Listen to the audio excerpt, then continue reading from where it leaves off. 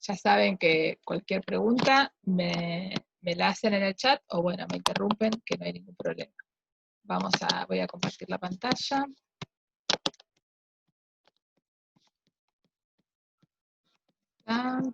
Bien. ¿Se ve bien? Se ve bien. Bueno, vamos entonces a meternos un poquito en repasar lo que vimos la vez pasada, ¿sí? Ya está en la tercera clase de movimiento armónico simple. Pero lo que vimos la vez pasada, esencialmente, ¿qué fue? Fue ver un problema físico muy sencillo y ver qué rápido ese problema físico, tan sencillo como es la descripción de la oscilación de un resorte, o sea, un problema físico donde hay una sola masa involucrado, ese problema físico tan pavo parece, cuando uno quiere escribir la ecuación de movimiento, y acuérdense qué es la ecuación de movimiento, son las ecuaciones de Newton que me permiten saber, predecir la posición, la velocidad y la aceleración de ese cuerpo a medida que pasa el tiempo, vimos que rápidamente uno entraba en un problemita. Esa ecuación diferencial, que parecía tan tonta, en realidad se tornaba muy difícil de resolver porque en lugar de ser una ecuación diferencial lineal, se transformaba en una ecuación no lineal. Recordemos un poco de vocabulario, simplemente para ir volviendo, acuérdense, ecuación diferencial, hay una derivada. Lineal, las variables están elevadas a la 1, ni a la 2, ni a la 3, ni hay una exponencial, ni hay un logaritmo, ni hay una tangente, ni nada de eso. Eso significa que sean ecuaciones diferenciales lineales. Y en este caso, la variable que es θ aparece adentro del seno, ¿sí? Entonces lo que tenemos es una ecuación diferencial, porque acá hay una derivada segunda, derivada primera no hay, y tenemos el seno. Y ahí entonces se nos quemaron los papeles porque todo lo que habíamos visto hasta ahora era algo mucho más sencillo, donde teníamos la derivada de la función 2 veces en el tiempo y la función. Y en el medio había constantes, no había cosas más raras. Bien, entonces ahí es cuando decimos, bueno, ok, este problema, así como está, no lo puedo resolver. Así como está, ¿qué significa? Con las hipótesis con las que veníamos arrastrando hasta la semana pasada.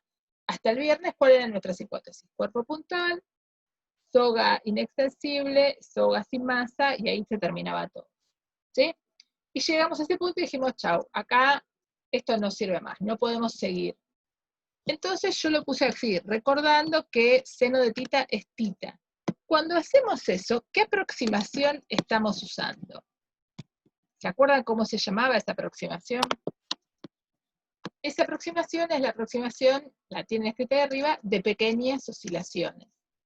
O sea, ya lo que decimos es, cuando quiera describir la vida del péndulo, no me va a servir resolver el péndulo para cualquier ángulo que oscile. Si me quiero fijar en cualquier ángulo, la voy a pifiar. Lo único que puedo hacer es saber responder el problema para ángulos pequeños. Eso se llama la aproximación de pequeñas oscilaciones, que es una aproximación súper útil en física, y que atraviesa todas las ramas de la física. Por eso lo vemos, porque además lo van a encontrar en la vida profesional. ¿Está bien? ¿Hasta acá estamos? Esto es esencialmente lo que vimos la clase pasada, con todos los detalles, obviamente. Entonces acá, donde yo estoy poniendo, esto es como una caja china, ¿no? Una mamushka. Acá donde yo puse, recordando que el seno de θ es θ, en realidad estoy metiendo las 10 transparencias que vimos la clase pasada, del polinomio de Taylor, del gráfico del seno, etcétera, etcétera. Que eso sí tienen que ir tratando de entenderlo, ver de dónde sale y conceptualizarlo correctamente. ¿Está bien? Bien. ¿Hasta acá tenemos alguna duda? Bien. Una vez que hacemos esta aproximación, la ecuación esta, tan fea que era no lineal, se nos transforma en una ecuación diferencial de segundo orden lineal. no solo es lineal, sino que es idéntica a la que habíamos hecho para el resorte oscilando libremente. Con lo cual, su solución ya la conozco. Y sabemos, nunca demostramos cómo encontrar la solución a nivel matemático, sino que propusimos una solución y vimos que era suficiente. Lo cual, en la teoría de ecuaciones diferenciales, es perfectamente plausible y perfectamente útil. Digamos, si yo tengo una solución, la encuentro y funciona, ya está. Puedo suponer que ella existe. Si ustedes miran otros videos, si miran otros libros, etcétera, van a ver, como les decía la semana pasada, hay varias maneras distintas de escribir la solución de una ecuación diferencial con estas características, ¿sí? Lo que nos interesa en esta materia es que, más que nada, es que ustedes entiendan la operatividad de la solución y que la puedan usar y la puedan entender sus limitaciones y sus fortalezas. ¿Sí? ¿Por qué? Porque como les dije al principio, estamos siempre trabajando en un modelo. Bueno, ¿para qué sirve y para qué no sirve? Bien.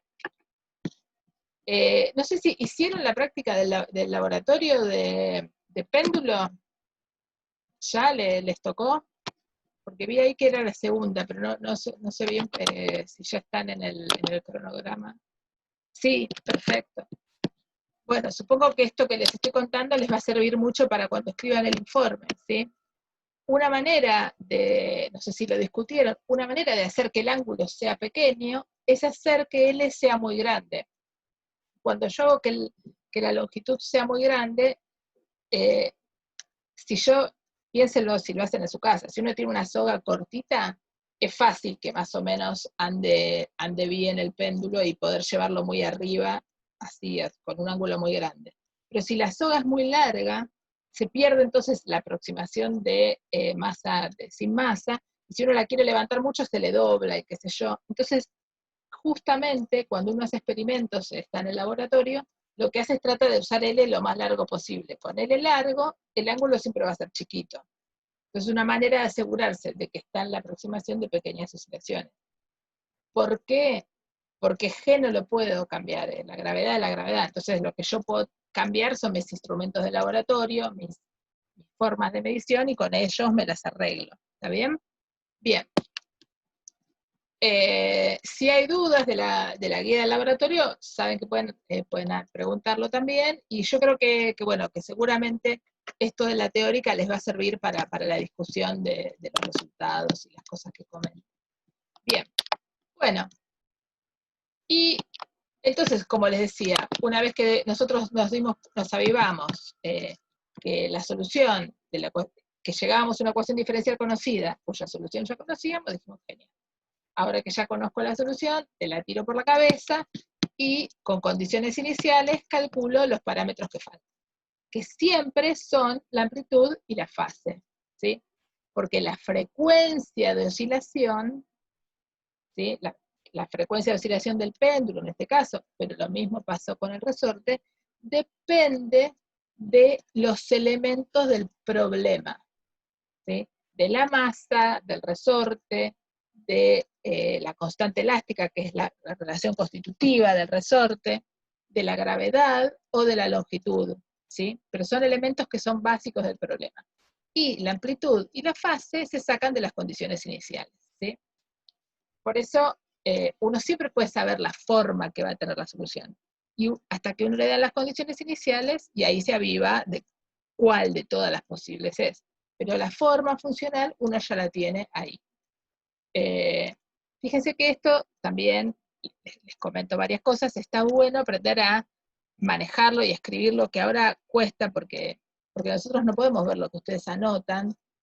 Aprender a escribirlo de esta manera está muy piola para el parcial, porque si uno por ahí se aviva de esto, pero después acá mete la pata, bueno, es mejor, uno como docente puede ver dónde se equivocó. Bueno, se equivocó en una cuenta, al final calculó el coseno mal o el seno mal, y eso es todo, pero el concepto lo tiene claro. Entonces por eso hay que acostumbrarse a ir escribiendo línea a línea, aunque a veces sea un plomo y reiterativo. Pero nos ayuda a nosotros a ver dónde es que entienden y dónde es una mera cuenta en la que uno se equivocó. Bien. Y de la frecuencia de oscilación uno saca el periodo, ¿por qué el periodo es tan relevante? Si miran bien las clases pasadas, en cada ejercicio al final calculamos el periodo.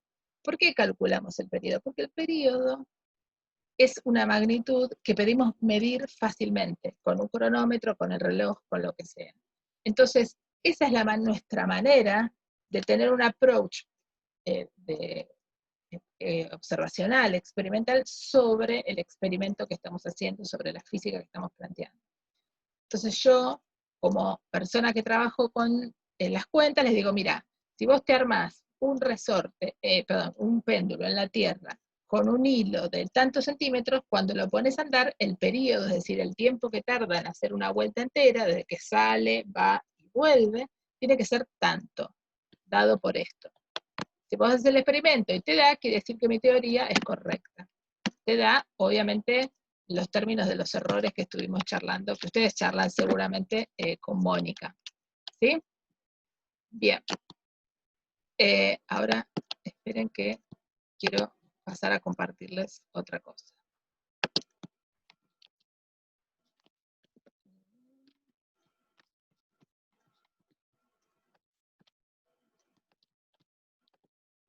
Bien. Entonces ahora vamos a volver a la simulación de FET del péndulo. ¿Por qué me interesa volver? Porque esto nos va a servir para introducirnos en el tema de hoy, fundamentalmente. Pero bueno, estamos bien hasta acá hicimos más o menos una recorrida por la parte más ardua de la clase pasada, que me parece que es lo que más bueno, ha tenido lo suyo, ¿no? La clase. Entonces vamos con esto. Entonces, ahora me interesa comentarles lo siguiente. ¿Se acuerdan? Voy a compartir, entonces voy a compartir la simulación.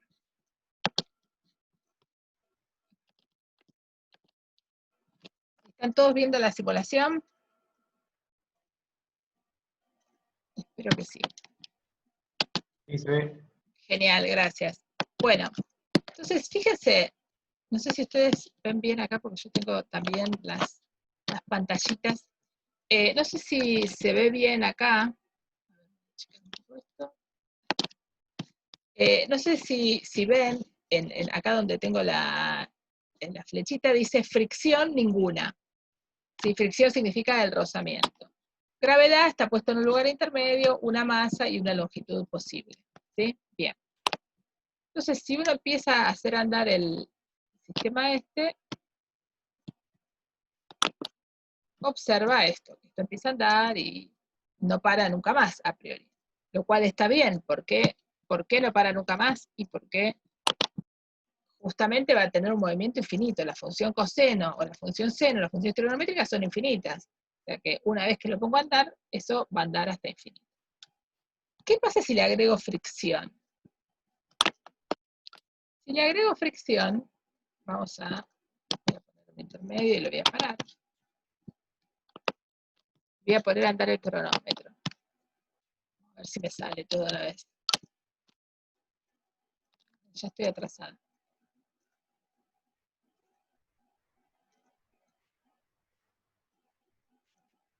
Si miran, esto lo empezamos a charlar el otro día levemente.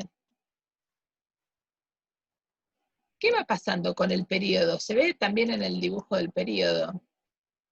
Y uno lo podría medir. ¿Ven que no llega, si miran acá arriba, no vuelve a llegar hasta el lugar inicial de donde salió? ¿Sí? Y es más, esto claramente se está frenando. ¿Sí? Veamos qué pasa si le pongo mucha gravedad.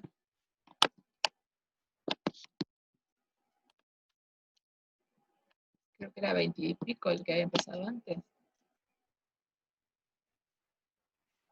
Fíjense, apenas hace un par de oscilaciones y ya está.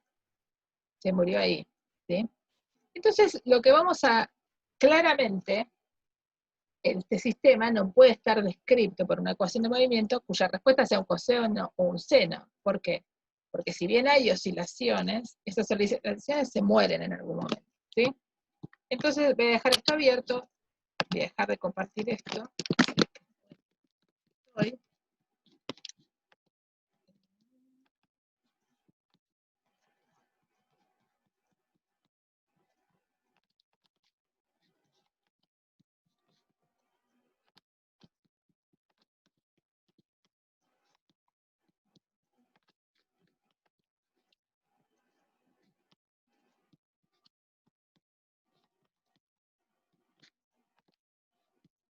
Bien. Entonces, vamos a seguir compartiendo lo que nos interesa, el tema de hoy. Entonces, ¿qué pasa ahora cuando tenemos este sistema real? Real, este que les mostré con infinitas comillas, ¿no? Porque bueno, es todo bastante ideal. ¿Todos ven lo que puse acá, esta transparencia de oscilaciones amortiguadas? Entonces, ¿se ve bien? Esperen que... A ver. Por ahora no se está viendo, profe. A ver, ¿qué pasó? Esperen que me parece que se está por colgar el Zoom. Está cada vez más lento. Voy a empezar a compartir y vamos a ver si ven que me desconecto es que se colgó, porque me está costando mucho moverme adentro del Zoom. ¿Ahora sí se ve? ¿Oscilaciones amortiguadas? Sí, ahora sí. Bueno, genial. Por favor, avísenme si se corta o si dejan de escuchar mi voz porque está todo muy lento.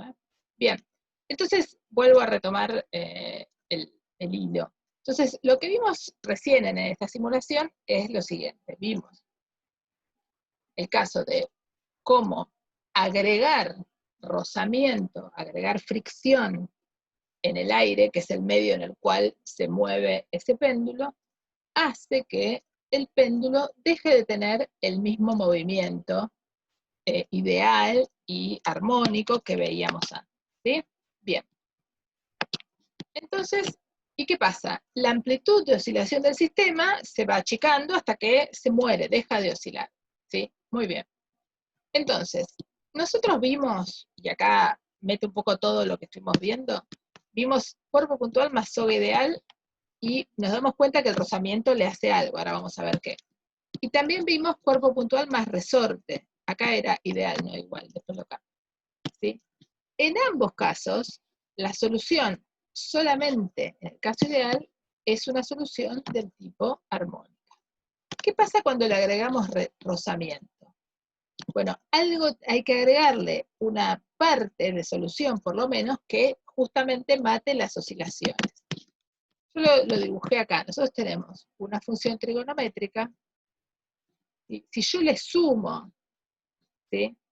Yo puse este símbolo de sumar en el sentido de mergear, de juntar, de acoplar esas dos soluciones, porque no es que las estoy sumando matemáticamente.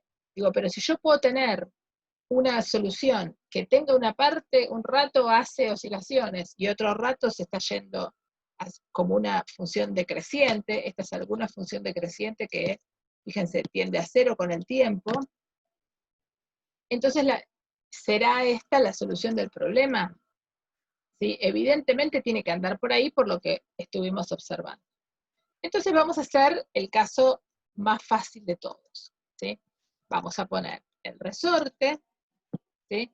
Y le vamos a agregar rozamiento, es decir, vamos a suponer que el resorte está en un medio, en el agua, en algún gas, ¿sí? De hecho, un resorte real se termina parando, hay rozamiento, ¿sí? Y vamos a hipotetizar que ese rozamiento es del tipo de los que ya vimos, ¿se acuerdan? Hace varias clases. O sea, que es proporcional a la velocidad, ¿sí? Donde B es una constante y, B larga es una constante y B corta es la velocidad, ¿sí? Y obviamente, como siempre trabajamos nosotros, caso hiperfácil, todo en una dimensión. Porque imagínense que si uno se pone en cosas que se mueven en dos dimensiones, tiene que empezar a descomponer fuerzas, y esto se hace un cuenterío que no nos vamos más de esta materia. ¿Está bien? Bien. Entonces, vamos a ir haciendo las cuentas de a poco. Vuelvo a poner, entonces, me imagino que tengo el resorte, y supongo que la fuerza es menos K por X, y el rozamiento es menos B por B corta, ¿sí? Fíjense, yo pongo rozamiento y fricción de este lado. ¿Por qué sigo usando fricción de este lado y no rozamiento? Para resonarles con lo que está en el libro, para que siempre puedan ir haciendo el ida y vuelta. No es porque tengo dos personalidades y hablo un rato de rozamiento y otro de fricción, sino porque quiero también que el vocabulario sea variado para ustedes. Ambos vocablos con un único significante. ¿Cuál es el significante? Estoy pensando en que hay algo que frena el movimiento, ¿sí? Y lo modelo como una cosa por la velocidad. Eso es todo. Bien. Entonces ahora escribimos la ecuación de Newton.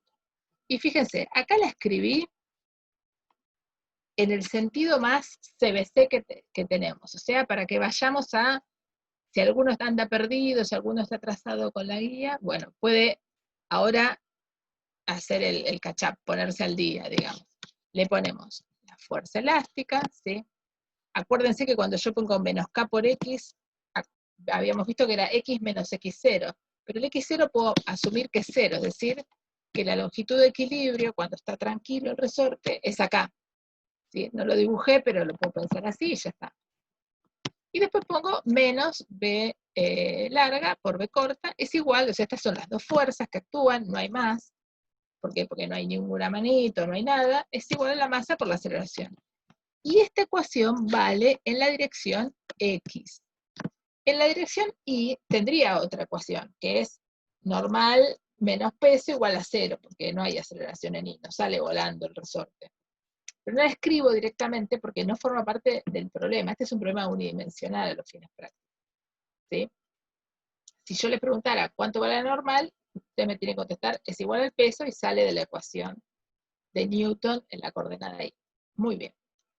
Entonces, ahora volvemos a recordar notación. La velocidad es X punto, la aceleración es la derivada segunda de la posición, entonces X 2 puntos, y ahora la escribo más como nos gusta a nosotros, de esta manera.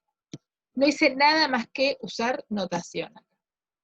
Y después, una vez que la escribí así, paso todo para un lado, ¿sí? Fíjese, todo esto que estaba, este que está restando pasa sumando, este que está restando pasa sumando, me queda 0 igual a todo esto, ¿sí? Y esto es y no es lo que vimos la semana pasada. ¿Por qué? Porque hay una derivada, fíjese, paso la m dividiendo. Entonces me queda la derivada segunda de la posición, después me queda esto que es una constante, por x punto, o sea, por la velocidad, más k sobre m por x. Fíjense que si no hay rozamiento, o sea, si b larga es 0, esto se muere, y volvemos al problema que estábamos viendo hace un rato. ¿Sí? O sea que esto funciona bien. Y si el resorte no existe, no pasa nada, esto se va y chao. ¿Sí? Bien. Entonces, esta es una ecuación diferencial de segundo orden. ¿Por qué? Porque la derivada máxima es derivada segunda, pero tiene un término de primer orden también. ¿Sí? Y acá, fíjense que también la escribí en términos de derivadas. Esto pensando en que cuando empiecen a hacer el final, por ahí ya se olvidaron de mí y de todo, entonces para que estos apuntes tengan más utilidad, lo voy poniendo también en todas las notaciones que ustedes conocen de derivada. Bien. ¿Hasta acá alguna duda? ¿Alguna pregunta? ¿Alguien se perdió? ¿Estamos bien? ¿Podemos ir avanzando entonces? Bien. Esta es la parte que menos les va a gustar, digamos, la más esotérica de la clase, que va a tener dos partes así raras, que es, bueno, ahora, ¿qué tipo de solución tiene esta ecuación? Y realmente hay una manera de demostrar qué tipo de solución tiene esta ecuación. Se hace una propuesta, se la deriva primero, se la deriva segunda, se reemplaza, se saca factor común, es un cuenterío, pero lo que uno, y además se acomoda en términos, se escriben exponenciales complejas y qué sé yo. Pero lo importante de todo esto, por eso no hago esa cuenta, si alguien tiene interés, te la muestro, me lo escribe por mail y nos sentamos en algún Zoom privado y se lo muestro, no tengo ningún problema, pero me parece que excede la matemática que ustedes han visto y también excede el interés de la materia, no quiero atormentarlos. Lo importante es que la solución se puede escribir como un producto de dos funciones. Una que es una exponencial decreciente y otra que es una trigonométrica. Es decir, encontramos la misma matemática, nos provee una solución que hace esto que le pedíamos al principio, que agarra un poco de una trigonométrica y agarra un poco de alguna función decreciente. ¿Sí? Hay un montón de variedades de funciones decrecientes. Lo que hace el método de la resolución de ecuaciones diferenciales es decirnos cuál de todas las posibles es la posta. ¿Sí? Lo que me interesa para ustedes, para la materia, es que ustedes sean capaces de entender que en un oscilador amortiguado, ¿sí? ¿Por qué es amortiguado? Porque se va muriendo la oscilación, como vimos en el ejemplo del resorte, y acá estamos usando amortiguado en el sentido coloquial de la palabra. La solución general es una ecuación que, ¿cómo se llama? Reúne dos aportes. El aporte de una exponencial decreciente, donde lo que aparece es gamma, fíjense, ahora vamos a ver quién es gamma, y una función trigonométrica común, una trigonométrica que puede ser seno o coseno. Pero hay un par de modificaciones, o un par de cositas que hay que mirar.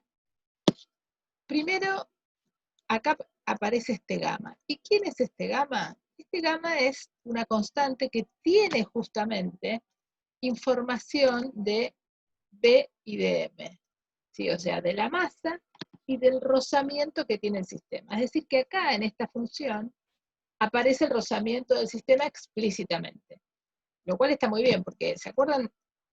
Hace un ratito cuando estábamos hablando del resorte y del péndulo, les dije, siempre en la función tenemos en la frecuencia, y en este caso aparece en la exponencial, información del sistema en sí mismo.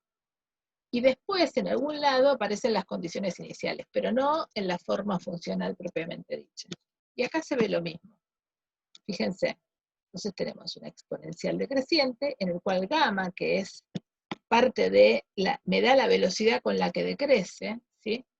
Aparece justamente la información de el tipo de sustancia que tengo y la masa, es decir, quién está sintiendo el rozamiento. Y acá van a tener justamente, yo le llamé omega igual que antes, pero fíjense que omega no es la misma que antes. Es un omega 0, ¿sí? Que acá puse quién es omega 0, ¿sí? Y gamma, o sea, la frecuencia de oscilación, la nueva frecuencia de oscilación, tiene dos partes. Una que es la interacción con el resorte, que es el que está llevando y trayendo la masa, pero esa no es la única, porque ese resorte no está solo.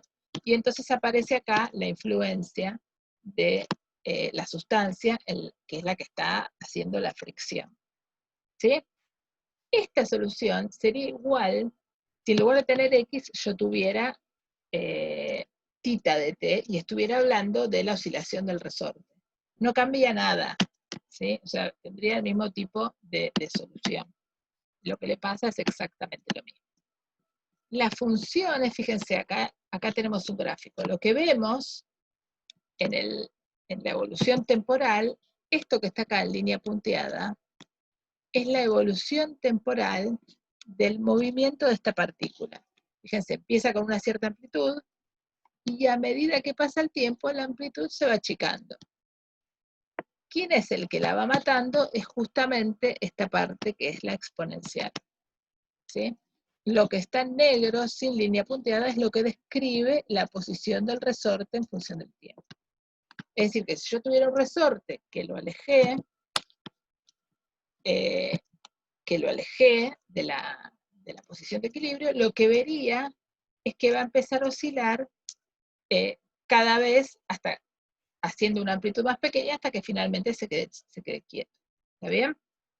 Y obviamente, lo mismo que antes, la constante A y la constante phi emergen simplemente de las condiciones iniciales. Es decir, si me dicen dónde estaba el resorte y qué velocidad tenía tipo 0, yo te contesto exactamente toda la vida. Por eso esta función que está dibujada acá tiene la amplitud, porque todavía no lo calculamos.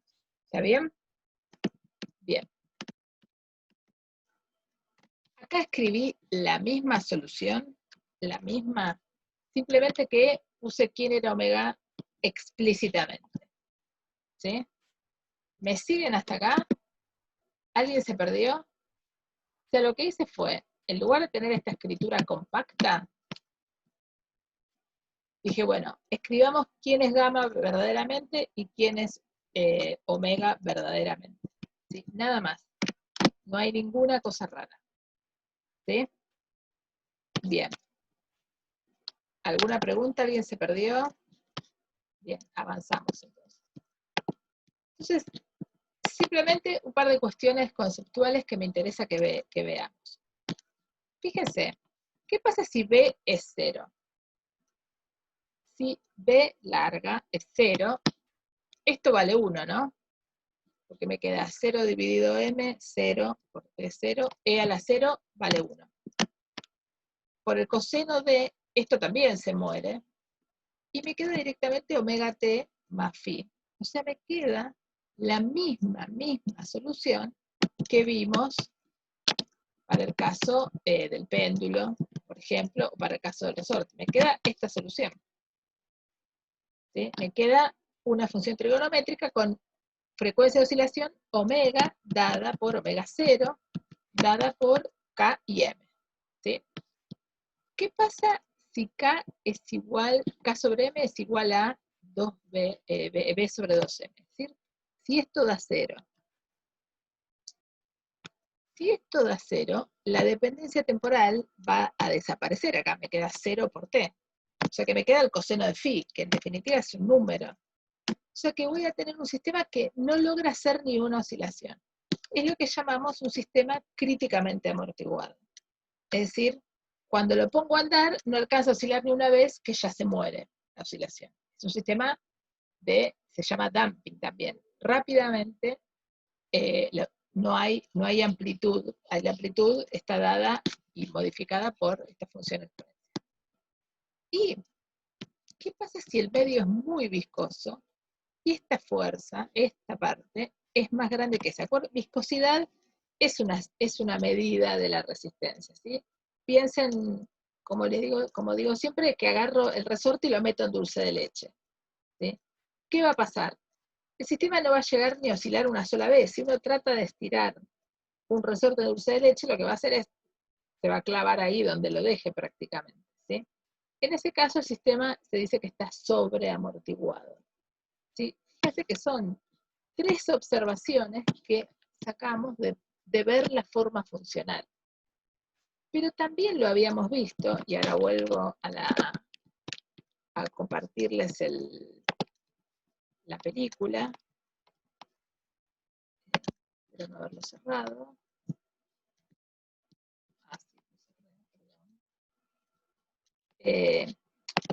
Lo que me interesa, sobre todo, volver a mostrarles, es que nosotros sacamos esas observaciones de mirar simplemente la solución.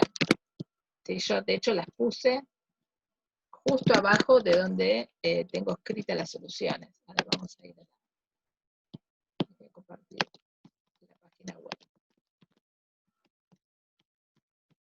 Pero lo que me interesa, la cuestión más relevante, me parece que está bueno de mencionar acá, es que cuando hicimos la simulación con el péndulo, ya nos dimos cuenta de esto.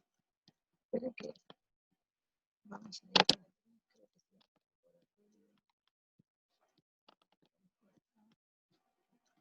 Bien.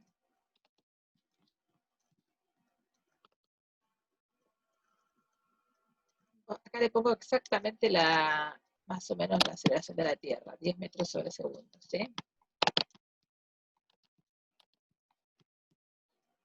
Esto lo que tiene es que además les va a marcar el periodo. Le pongo mucha fricción. Fíjense, apenas oscila. ¿Sí? Vamos a poner una masa más grande.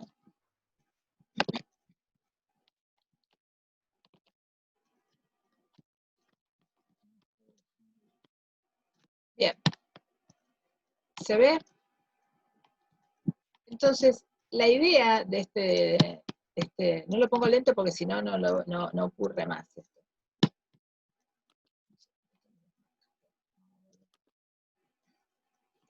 La idea entonces es ver que cuando yo le pongo mucha fricción, apenas logro que oscile unas pocas veces. 1, 2, 3, 4, y ahí ya casi está muerto, ¿sí? Y habrá alguna combinación entre fricción y gravedad que haga que esto ni siquiera oscile una vez, ¿sí? Habrá alguna combinación de cosas en la que uno pueda observar esto. Lo que me interesa es que ustedes puedan ver que nosotros predecimos de mirar el fenómeno ya cómo iba a tener que hacer la solución.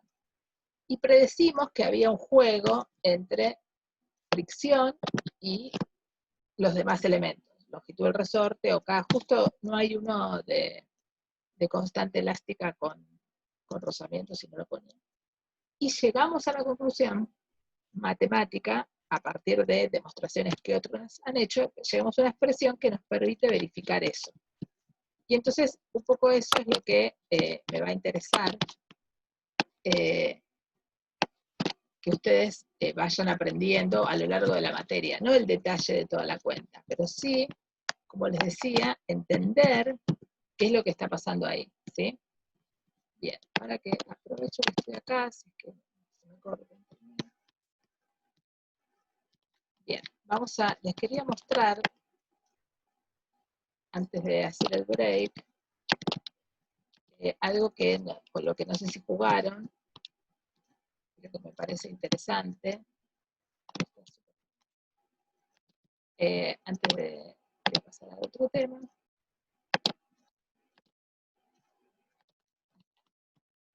Tenía ganas de mostrarles los resortes.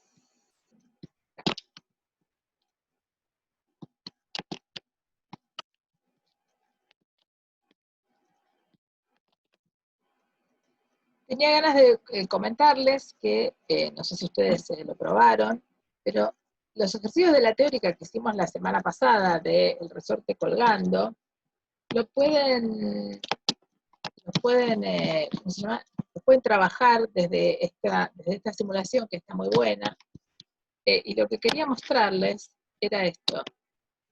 Uno tiene un resorte acá de una constante elástica pequeña, y yo voy a hacer una cosa más extrema de poner algo acá ya muy grande. Fíjense cómo la misma simulación me lo hace como más gordo el resorte. Les voy a poner la misma masa colgando. ¿Sí? Fíjense, cuando lo vemos así, los dos resortes colgando, ¿esto qué es? Esta es la longitud. ¿Qué tipo de longitud es del sistema? ¿La longitud de equilibrio o la longitud sin peso del resorte? ¿Qué es para el resorte colgando? ¿Se acuerdan? Que trabajamos la vez pasada.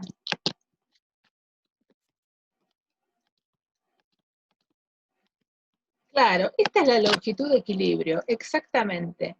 Lo que ustedes están viendo es la longitud de equilibrio, que obviamente depende de la masa que yo le cuelgue y de la constante elástica del resorte. Y se ve claramente acá. Yo cuelgo dos masas iguales, y si el resorte es más, que tiene constante elástica más fuerte, lo que intuitivamente nosotros sabemos que es que se va a estirar menos, y es lo que efectivamente pasa, ¿sí? Y ahora lo que les quiero mostrar es justamente, voy a poner la regla acá, a ver si nos ayuda. A ver, fíjese, este tiene la longitud de equilibrio más o menos en el 70, y este parece, qué sé yo, por el 60, digamos, más o menos. Fíjese qué pasa cuando los estiro.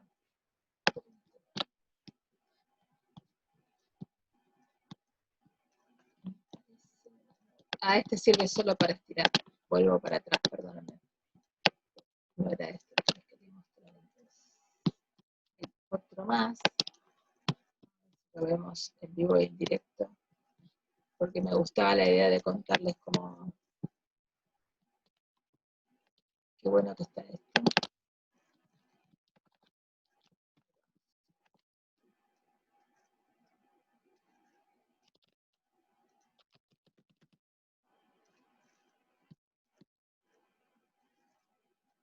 Bien.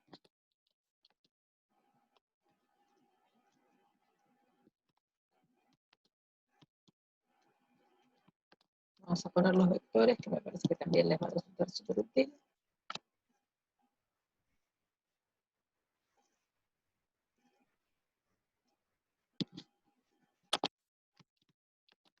Y ahora vamos.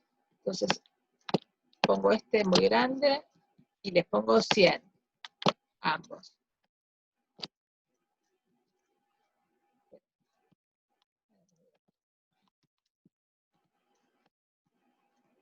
Bueno, acá no se nota mucho la longitud, el tema de la longitud de equilibrio, pero lo que quiero que vean es, voy a graficar las dos fuerzas.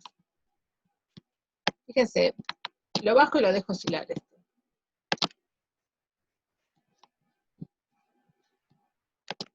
Vamos a bajar los dos al mismo lugar. Y los dejamos oscilar. Fíjense qué fuerte es la fuerza elástica en este caso.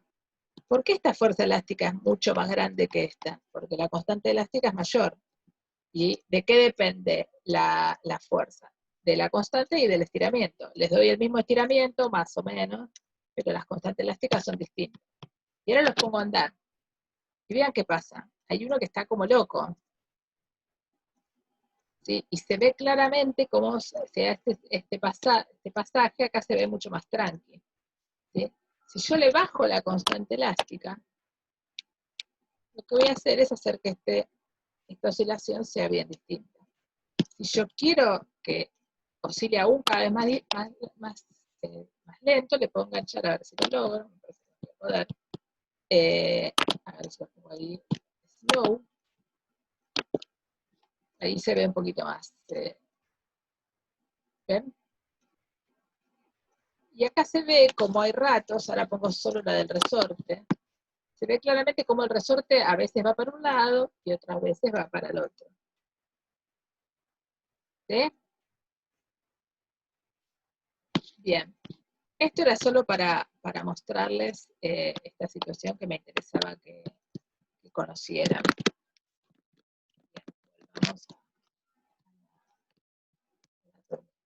Bien, entonces, lo que vamos a hacer ahora es, los voy a dejar descansar un ratito, y nos vamos a meter en el segundo tema, que va a ser esencialmente el caso de tener un oscilador armónico, amortiguado, y alguien empieza a hacer alguna fuerza para que no se pare, ¿sí?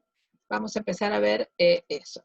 Así que son casi, bueno, vamos a volver 6:05, ¿sí? Tómense un ratito.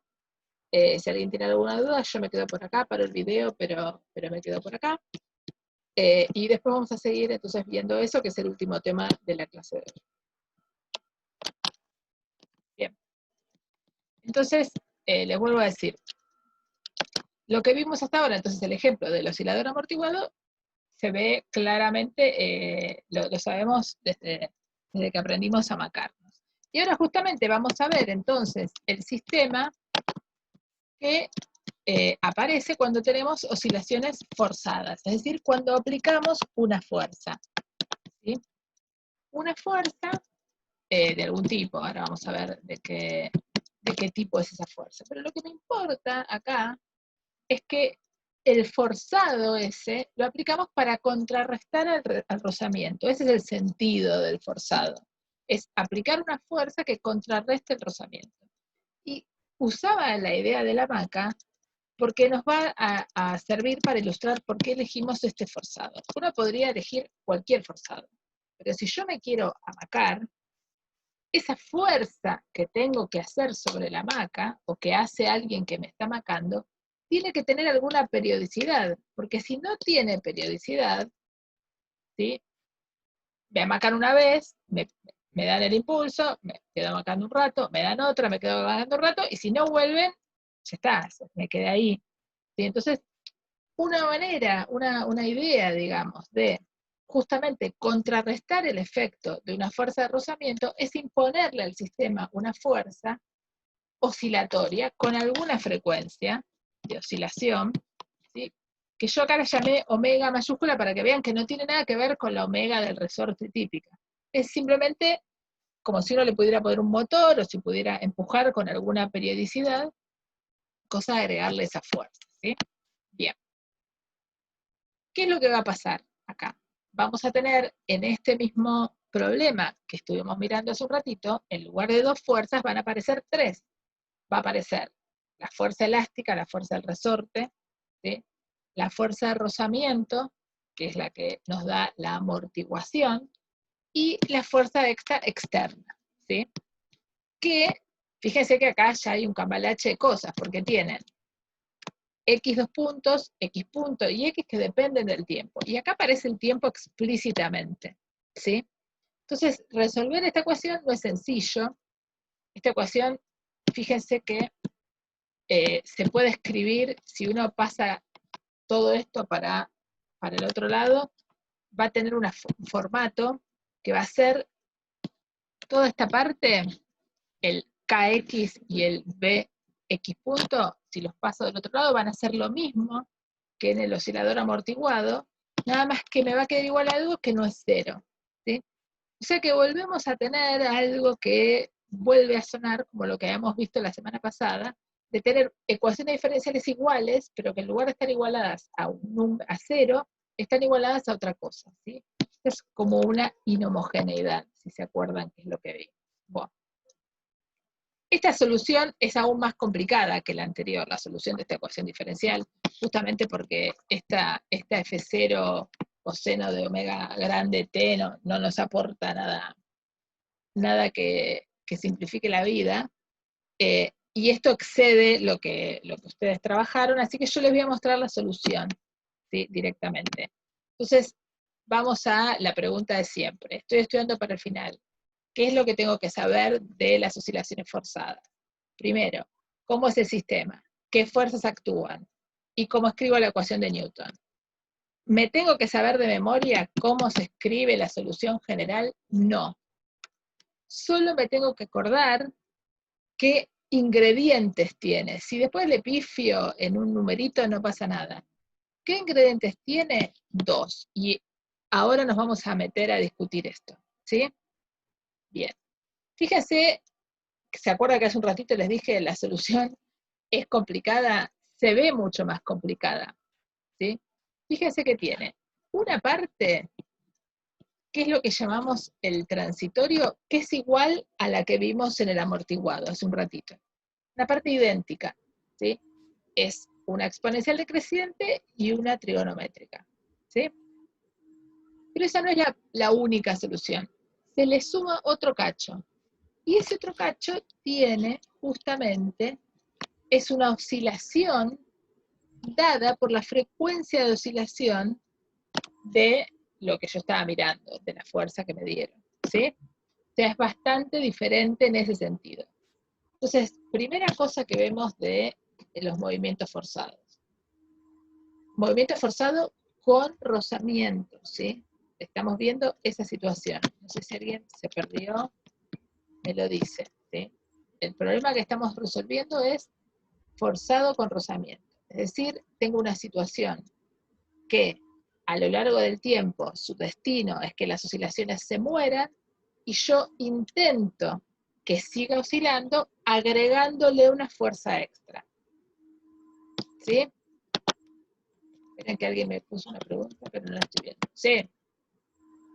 Bien. Ahora vamos. Fíjense, alguien me dice, no entendí bien la parte estacionaria. Perfecto, vamos a ir con eso. Fíjense qué pasa. Pensemos en la hamaca, ¿sí?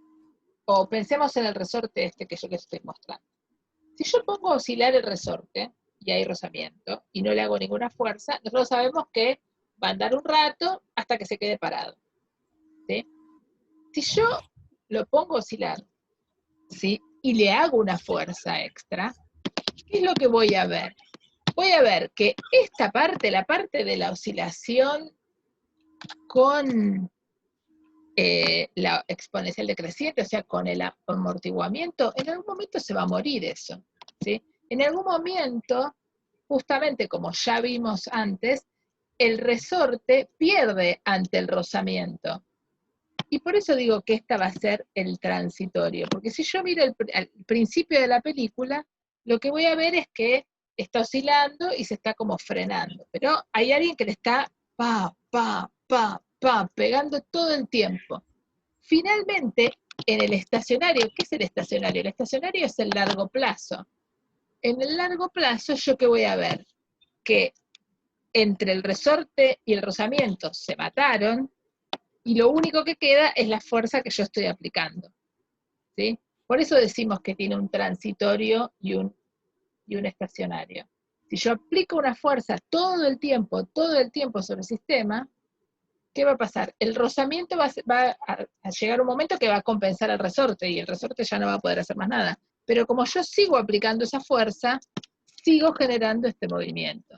Entonces la solución tiene una parte en la que juegan todos los elementos, y a medida que pasa el tiempo, la importancia del rozamiento y el resorte empiezan a ser cada vez menores, y lo que queda en el largo plazo es esta fuerza que yo estoy aplicando, ¿sí? Eso es lo que uno ve. Entonces, en ese sentido, uno habla de rozamiento, de transitorio y estacionario. Matemáticamente, ¿cómo lo podemos ver? Esta función, la función exponencial, es una función que tiende a cero. Entonces, en algún momento, ¿sí?, esta parte va a dar cero, ese término, ¿sí? Fíjense, acá la tienen dibujada la exponencial. Cuando yo agarre la exponencial esta y la multiplique por esto, este numerito va a ser cada vez más chiquito. Por más que la amplitud sea 1.000.000, si yo cada vez la voy multiplicando por un número cada vez más chiquito, más chiquito, más chiquito, llega un momento que toda esta cuenta da cero. Esto no va a dar nunca cero. ¿Por qué? Porque hay una fuerza externa. Entonces, si hay una fuerza externa, eso va a ser, todo el tiempo va a seguir haciendo el trabajo, digamos, entre comillas, de darle esa fuerza extra al sistema. ¿Sí? ¿Se ve? El transitorio se llama transitorio porque su vida útil es corta. ¿Y de qué depende? De esta parte de la función, que es una función decreciente, que en algún momento tiende a cero. Es casi cero en algún momento. Esta parte nunca es cero. O será cero en algún momento por casualidad, pero no se hace permanentemente cero. ¿Sí? Habrá tiempos, obvio, esto es un coseno, habrá algún tiempo en el que el coseno vaya a cero, pero mayormente es distinta al cero. Esta, una vez que el tiempo fue lo suficientemente grande como para que esto sea casi cero, mató a todos. ¿Se ve eso? ¿Se entiende mejor? Sí, acá fíjese que estoy mezclando dos cosas, una idea medio con los dedos y otra que es la idea más matemática del límite, esencialmente. El límite, si uno lo piensa así matemáticamente, si yo tomo el límite de esta función, cuando esto tiende a infinito, esto en el tiempo muy grande es cero, pero esto en tiempo muy grande valdrá 1, menos 1, 1,5, lo que sea, o b, menos b, y así.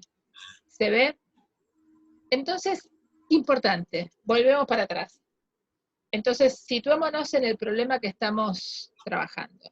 Problema: un resorte ideal, perfecto, todo bien, en un medio disipativo, en un medio donde hay fricción, donde hay rozamiento, ¿sí? Y además, para evitar que el resorte se nos pare, le agrego una fuerza, ¿sí? Ese sería un ejemplo. Otro ejemplo sería la hamaca. Estoy hamacando, para evitar que la hamaca se me separe, ¿qué hago? Y empiezo a mover las piernas como loca. Y entonces, ¿cuánto mejor? Eso lo saben todos. Bueno, ahora no se puede salir mucho a ir a una hamaca. Si uno agarra cierto ritmo y hace siempre el mismo movimiento en la misma parte de la oscilación de la hamaca, mejor le va en el hamacarse, ¿no? Mayor amplitud y más lejos del piso está. Bueno, esta ecuación les dice eso, ¿sí? Llega un momento que si uno hace la fuerza todo el tiempo, cada vez que va o viene, es como si no existiera el aire, ¿sí? Y salió poético, pero digo, es una cosa así. Es decir, es como si no existiera esta parte, como si esto ya lo pudiéramos eludir. ¿Se ve? Bien. Y el estado estacionario entonces se escribe de una manera mucho más sencilla, ¿sí? Y ahora discutamos un poquito eso. Entonces, en el estado estacionario, o sea, después de un cierto tiempo, si yo tengo una masa que está acoplada a un resorte, donde hay rozamiento, y hay alguien aplicando una fuerza con alguna periodicidad, en el estado estacionario se mueve de esta manera. Y esta es la oscilación del sistema, ¿sí? Fíjense que justamente otra vez volvemos al ejemplo de la hamaca. Si yo hago fuerza siempre en el mismo momento, voy a terminar oscilando con el periodo que yo quiero, dado por la fuerza que tengan mis piernas, lo buena que sea la hamaca, etcétera, pero esencialmente va a venir de ahí, ¿sí? Esto se ve bien con la hamaca.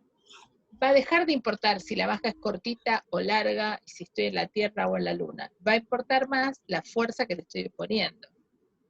Dicho de otro modo, si cada vez que estoy subiendo alguien me empuja con toda su fuerza, me va a ir mejor que si alguien me empuja displicentemente, ¿sí? Bueno, esa es la idea que está acá atrás de esta cuenta, ¿sí? La frecuencia de oscilación, la frecuencia con que me hagan esta fuerza y la amplitud me van a dominar el movimiento. Bien.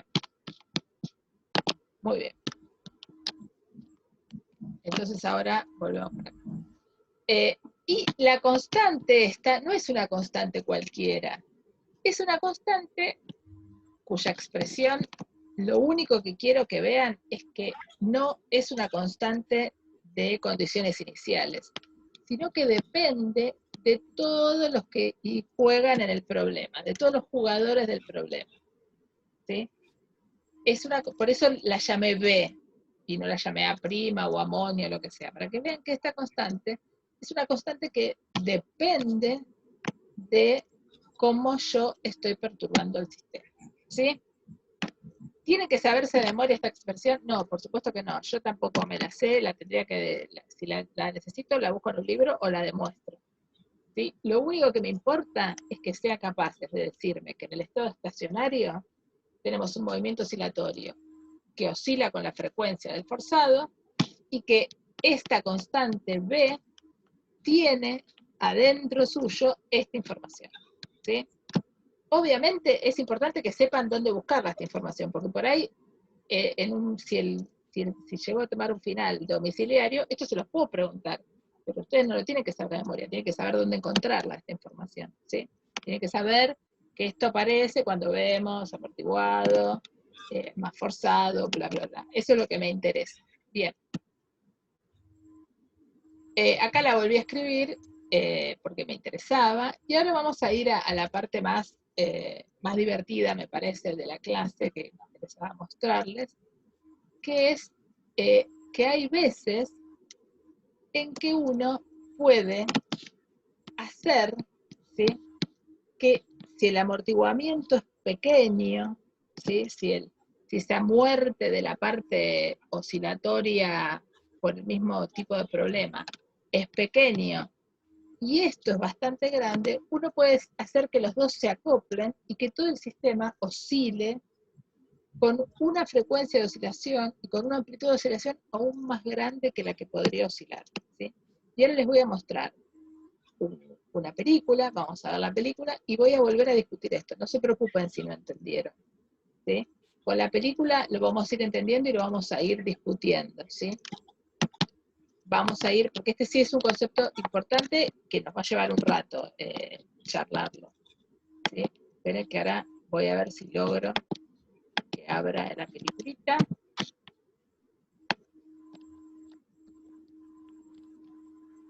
Que no, que se venga.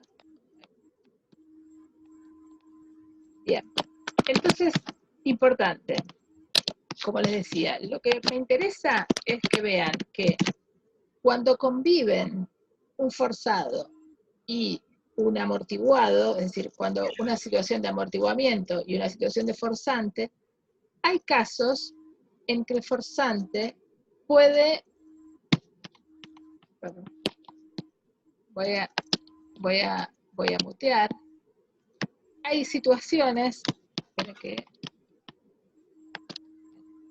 ahora les voy a compartir la película y la vamos a ir charlando, ¿sí? Lo que me interesa que vean de todo esto, ¿se ve ahí YouTube? ¿Ven la pantalla con el video de YouTube, chicos? Bien. Sí, sí. Genial. Entonces ahora le voy a dar play. No sé cuán bien se verá. Esperemos que más o menos bien. La muteé porque no es, hay una descripción en inglés. Después igual lo tienen en la teórica para ustedes verlo. Pero lo que me interesa que veamos es esto de la resonancia. Aplicado, no sé si alguno lo conoce, este caso, este puente. Fíjense. Vuelvo para atrás. El puente es un puente colgante, tranquilo, y empieza a haber viento, ¿sí? Empieza a haber viento y el viento empieza a mover esto que estaba quieto, ¿sí? Es decir, había un equilibrio entre la torsión que hace el puente, ¿sí? y el aire, y eso estaba en equilibrio. Empieza a haber viento y entonces se empieza a mover el puente. ¿Y qué es lo que pasa acá? Sucede que la viscosidad del aire, ¿sí? no es lo suficientemente grande como para hacer que esta oscilación, todos ven que está oscilando raro en 2 dimensiones, obviamente mucho más complicado que lo que estábamos viendo juntos antes. Pero esto está haciendo una oscilación, fíjese, sube, baja, sube, baja, sube, baja, y alguien debería estar frenando eso. ¿Quién debería estar frenando eso? El aire, ¿sí? Debería estar haciendo la fuerza de rozamiento para frenarlo, pero fíjense, si ustedes miran en detalle, ven que cada vez sube un poquito más. ¿Sí? Acá se ve mejor. La amplitud de oscilación es cada vez más grande. ¿Qué es lo que está pasando ahí? El forzado está sumándose al movimiento, ¿sí? de la primera parte de la ecuación, al movimiento del puente tranqui. Y entonces, la situación estacionaria, es decir, la situación a la que estoy esperando que vaya, que es solo una mínima oscilación y que todo lo demás te mate, no está ocurriendo, sino que se están amplificando las oscilaciones. Es decir, el puente está sintiendo el forzado, el viento, más la oscilación típica del sistema oscilatorio que es per se. Y acá vemos, no sé si llega la película, ves que cada vez es más dramático, hasta que...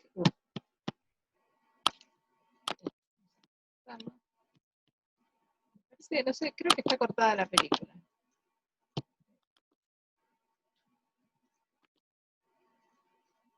Ahí se ve que cada vez se hace más y más llamativo hasta que colapsa el centro del puente y bueno, ya obviamente ahí, ¿qué es lo que pasó? El sistema deja de ser oscilatorio y ya nuestro problema no es más oscilatorio, ¿sí? Ahora es un problema mucho más dramático, ¿sí? Lo que me interesa que vean es, creo que está la hora acá,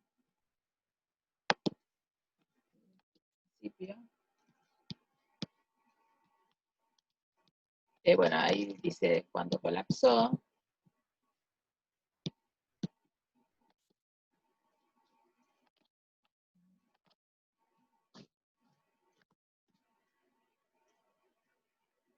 Sí, acá se ve un poco detalle del puente para que vean, digamos, que hay cosas que oscilan, que pueden oscilar, que es realmente un puente colgante.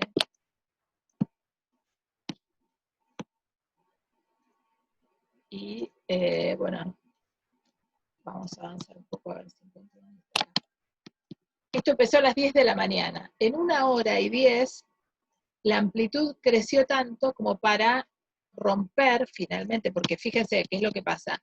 Cuando la amplitud va creciendo mucho, bueno, rompe toda la estructura, porque oscila tanto que todo esto se estresa y se rompe, ¿sí? Lo que me interesa, lo más relevante, es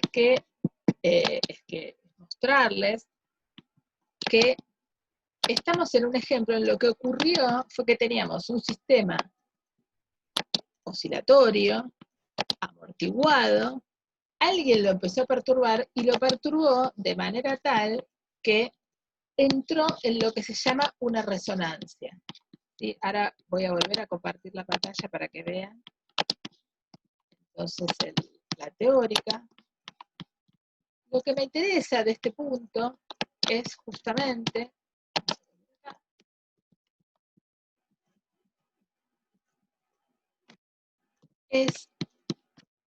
lo que me interesa es que esta es una situación en la cual esto está siempre, es el viento que sigue haciendo, pero se combinó mal con esta parte. Esta parte que debía morir, debía terminar achicándose, ¿sí? Hay veces que no se achica. Hay veces que si uno al sistema lo perturba de alguna cierta manera, lo que hace es aumentar toda la amplitud de oscilación del sistema. Y cuando eso pasa, estamos en lo que se llama una resonancia, es decir, yo perturbo el sistema con una frecuencia tal que es justo la frecuencia al que el sistema le gustaría oscilar. Y entonces lo que hago es mezclar y sumar esos dos efectos. Y lo que genero es una situación de una amplitud más grande. ¿Sí? Entonces, el evento de resonancia, cuando pensamos en resonancia desde el punto de vista físico, ¿qué pensamos? Pensamos primero en un sistema que oscila, solo con alguna frecuencia natural, dada por lo que es un resorte, un péndulo, esta cosa tan compleja como el puente. Y lo vengo a perturbar con otra frecuencia, que es la que a mí se me antoja, ¿sí? Estoy charlando con un amigo y empujo a alguien en la hamaca. Ahora, si justo empiezo a empujar con la misma fuerza con que el tipo tiende a moverse, porque es la frecuencia típica de su movimiento, lo que voy a hacer es sumar los efectos. Piénsenlo en la hamaca. Si alguien se está hamacando y ustedes encima lo hamacan, ¿qué es lo que va a pasar con el chabón? Cada vez se va a hamacar más, la amplitud va a ser cada vez mayor. Eso es lo que se llama resonancia. Resonancia es pegar, perturbar con una frecuencia que es la misma que la del sistema. Y eso genera que la amplitud de oscilación de ese sistema que estoy mirando aumente. Puede aumentar tanto que puede llegar hasta fenómenos tan explosivos como este, que les acabo de mostrar.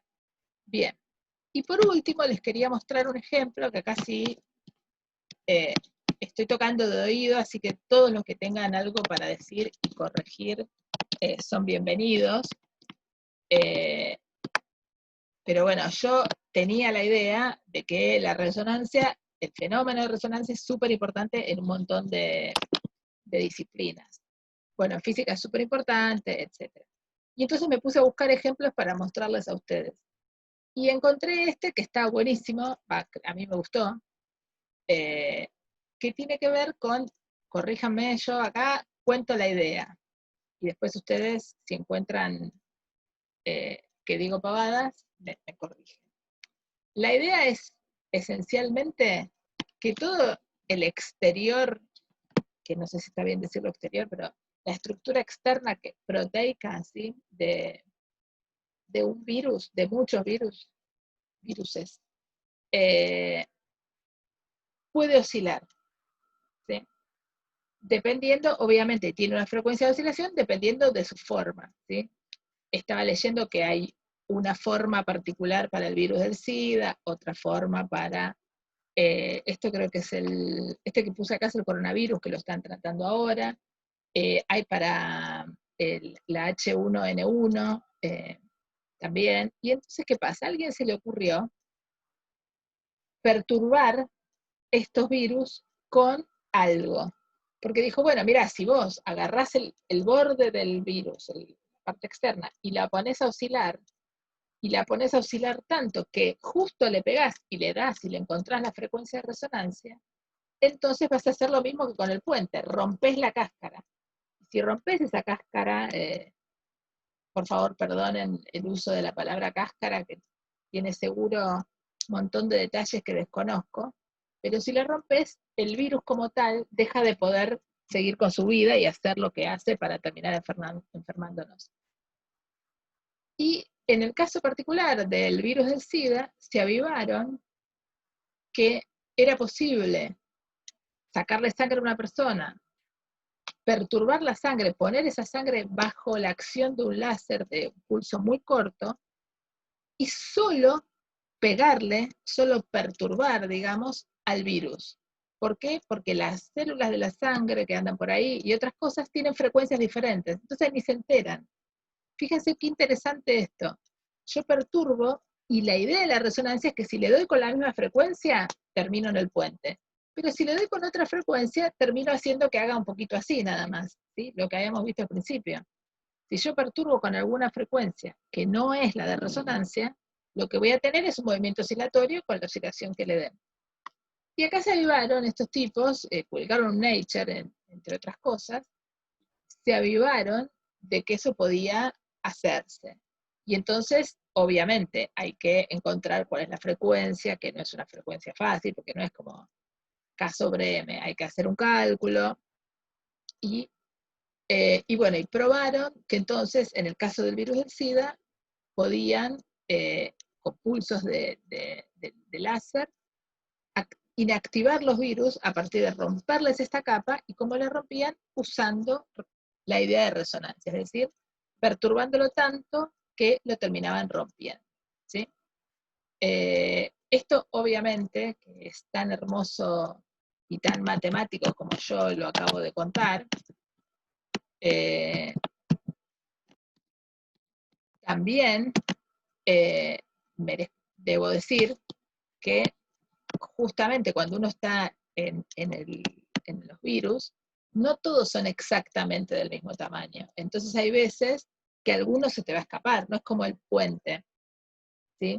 Que es uno y yo tengo que romper uno. Yo tengo que romper un montón de virus. Entonces, ese sistema funciona mejor cuanto más parejos son el tamaño de todos los virus que yo estoy enfrentando.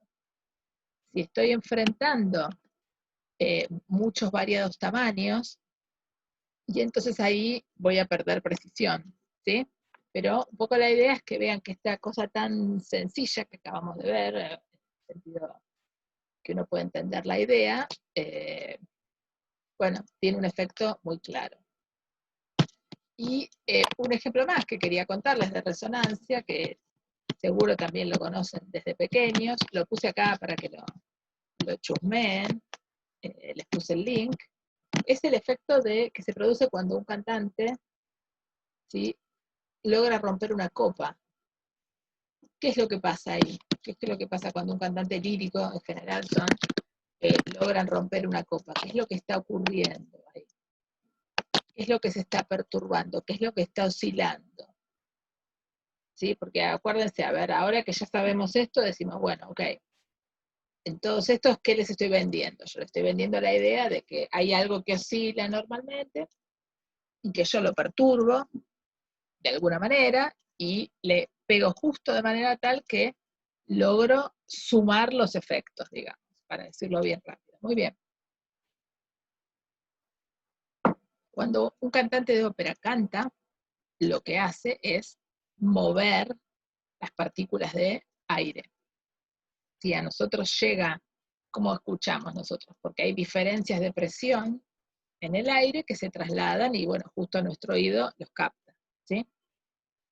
Si el cantante se pone a cantar con una cierta nota, que tiene una cierta frecuencia de oscilación, que hace oscilar las partículas del aire con una cierta frecuencia, y esa frecuencia es la misma frecuencia de oscilación del vaso, del cristal, hay un momento en que los efectos se suman, y entonces el vaso comienza a oscilar y finalmente se rompe, ¿sí?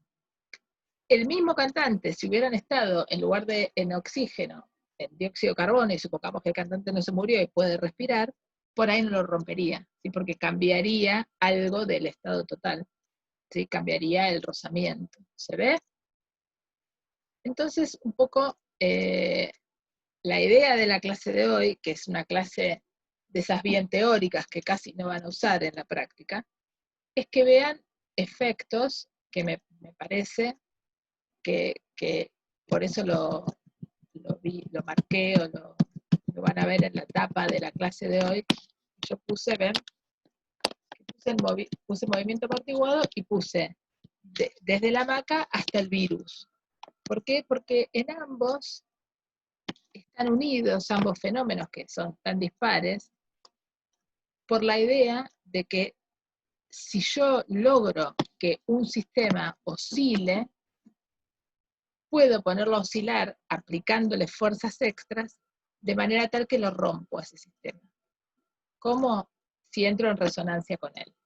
Y a veces romper el sistema puede ser dramático, como vimos en el del puente, como sería en una hamaca, pero puede ser súper práctico como herramienta tecnológica para destruir cosas que yo no puedo destruir de otra manera. Fíjense que a través de esta perturbación externa, en el caso del virus que le contaba, que viene dada por un láser, yo no toco el virus, yo logro interactuar con el virus. Y entonces logro destruir algo que es justamente vital para él. Si con la frecuencia de oscilación yo me pudiera poner en resonancia con alguna otra cosa del virus, que si lo rompo el virus sigue vivo, no sería interesante eso. Quizás haya resonancias distintas y no nos importan y no las usamos, ¿sí? Lo que digo es que acá lo que tenemos mezclado es un conocimiento, un dato de la física básica, porque es una cuenta básica que hicimos, de un sistema hiperideal, porque acuérdense cómo llegamos acá, llegamos a sistema hiperideal, resorte ideal, masa puntual, bla, bla, bla, la mezclamos con, la llevamos a este ejemplo y podemos encontrar que termina teniendo una aplicación tecnológica, ¿sí? Así que bueno. Eso hoy era corta la clase porque sé que es un plomo el tema y es un poco largo, así que hoy ya había planeado una clase un poco más corta que de costumbre. La idea también quería contarles, bueno, con esto terminamos la clase y dejo de grabar. Y ahora voy a hacer un par de comentarios.